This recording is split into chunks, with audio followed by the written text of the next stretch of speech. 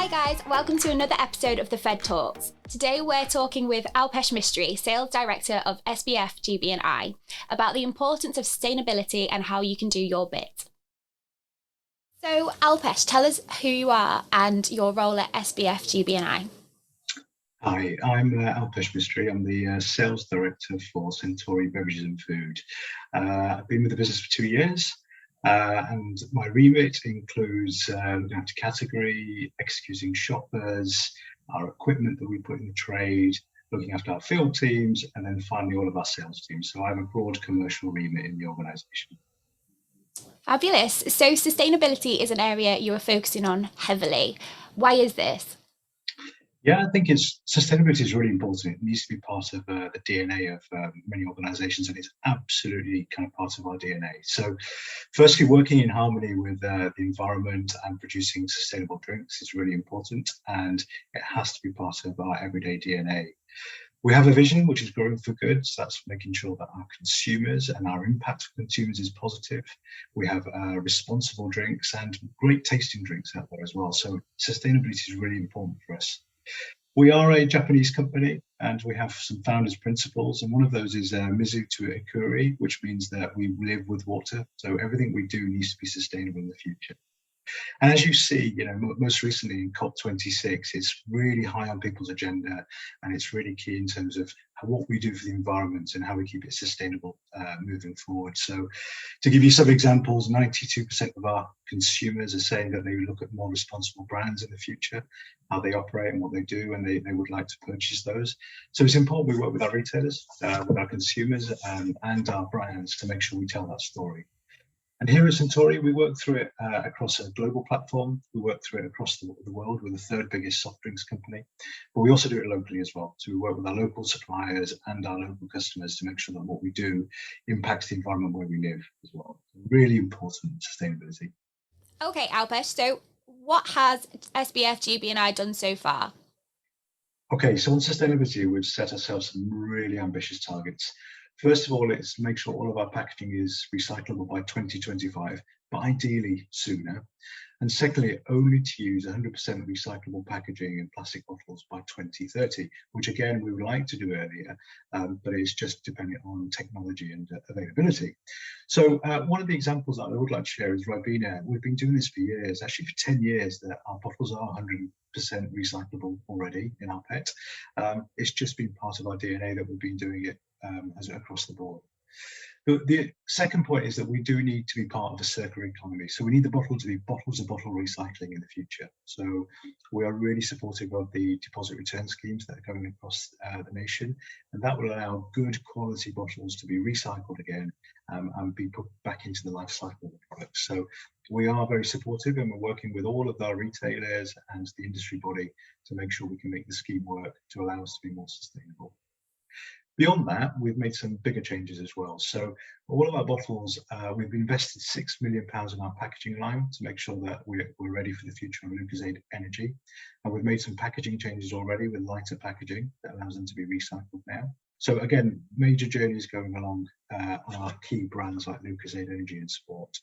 And on Ribena, I talked a bit about 100% recyclable packaging. We also reduced our sleeve this year. That's made a huge difference. And we moved to paper straws on our Ribena bottle packaging as well, basically. So we're making big strides in terms of how we want to be. And we've invested millions. So huge investment into our factories to make sure that we can make sure we're more sustainable in the future as well.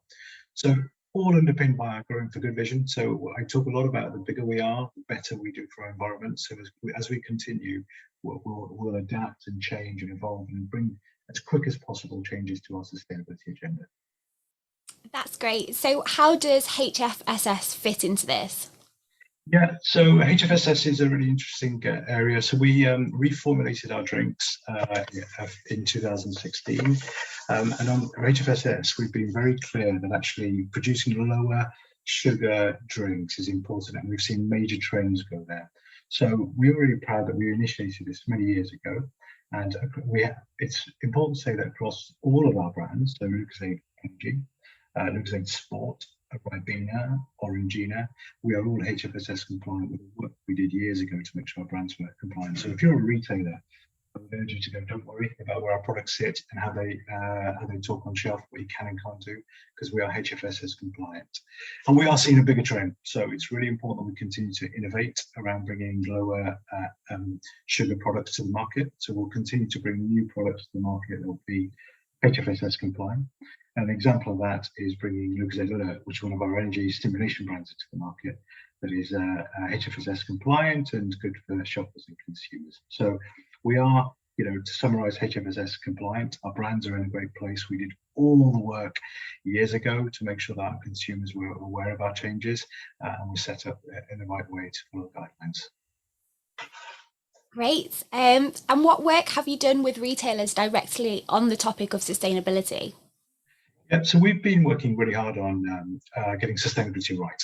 And it's important that we work with our retailers to share best practice in terms of how we think sustainability can work in the future. So as an example, we worked with a retailer called Amit Patel. His store is in Sandiacre, which is in Derbyshire. And we worked with him to make some really small changes that would have a good impact on sustainability for better.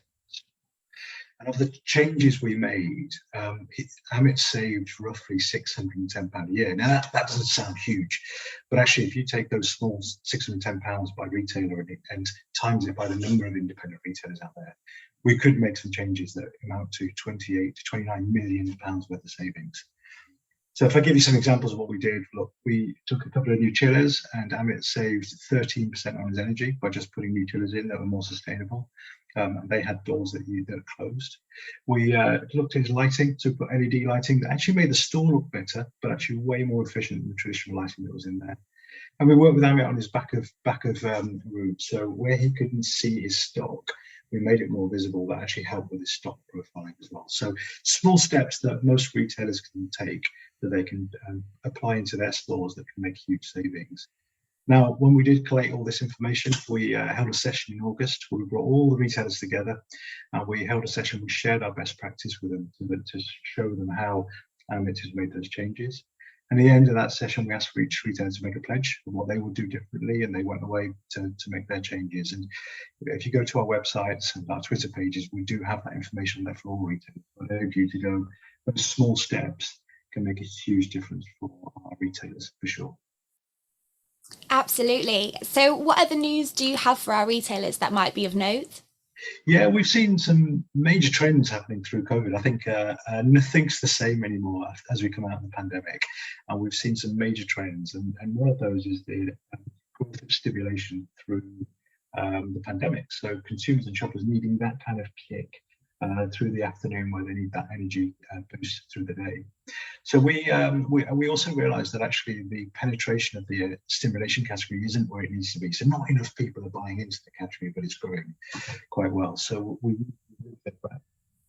created a stimulation brand with some brilliant flavours in tropical and cherry, and we've launched them in a 500ml can in both price mark pack and non-price mark pack that is HFSS compliant as well. So we've launched them into the marketplace. Sales are doing really well, but actually for a brand like Lucozade to enter the category is big news, and we're seeing already new shoppers coming into the category. So lots of new news coming from us, and I'm pleased to say we've got more news coming in January as well. So we will keep sharing you new news and exciting updates around that portfolio on stimulation. Thanks, Alpesh. That was a great insight into the importance of sustainability. For more episodes like this, be sure to check out our YouTube channel and make sure you subscribe for more updates. Thanks.